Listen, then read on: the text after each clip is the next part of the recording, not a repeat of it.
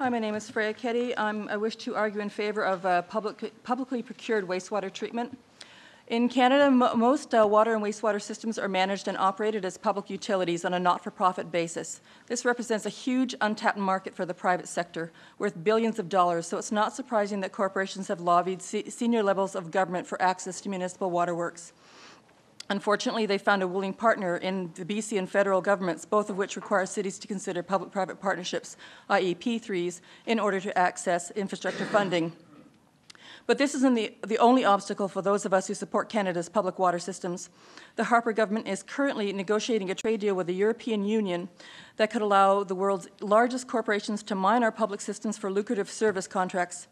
Unlike previous trade deals where water and wastewater were off the table, these services are definitely on the agenda for this deal, the Canada-EU Comprehensive Economic and Trade Agreement, or CETA.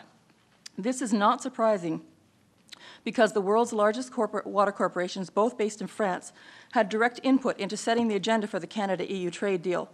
But we shouldn't be surprised by this either, for in the words of French journalist Marc Lemay, these two companies, quote, Veolia and Sewage, have succeeded in controlling the global water agenda for 15 years, unquote. Most concerning is that both of these companies have expressed interest in a P3 deal for CRD sewage treatment. The international markets for water and wastewater are dominated by these two companies. Together, they serve almost 2 million people worldwide with drinking water and or wastewater services, and of course, they dominate the services in France as well. After an especially aggressive surge of privatization during the 1980s, most water and wastewater services are now privately delivered in France. But as these multi-decade contracts come due, many French cities are looking to rid themselves of these corporations. Reasons for this include dismal community relations, continual cost increases, difficulty monitoring whether billings correspond to the services performed, contracts with secret clauses that favor the private operator, corruption, and management activities that are not transparent or accountable to the public.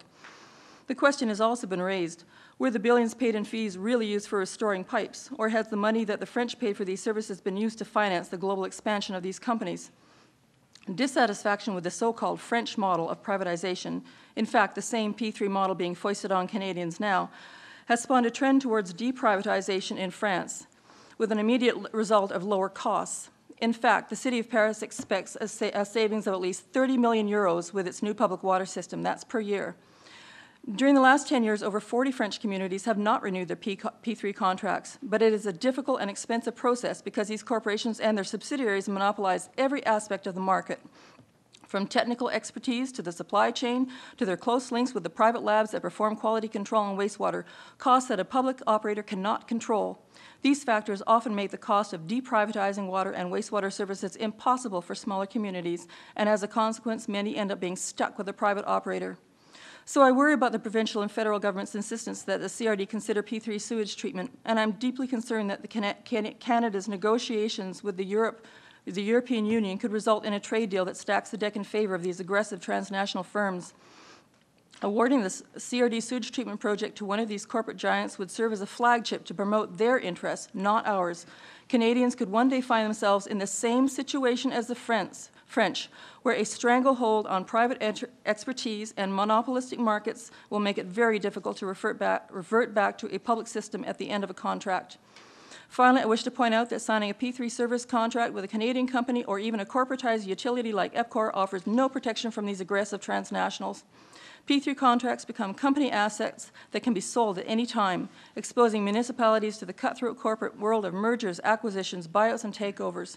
Therein lies the heart of the problem with P3s. No matter how carefully chosen the initial private partner, the contract will change hands many times over its duration, typically 30 or 40 years.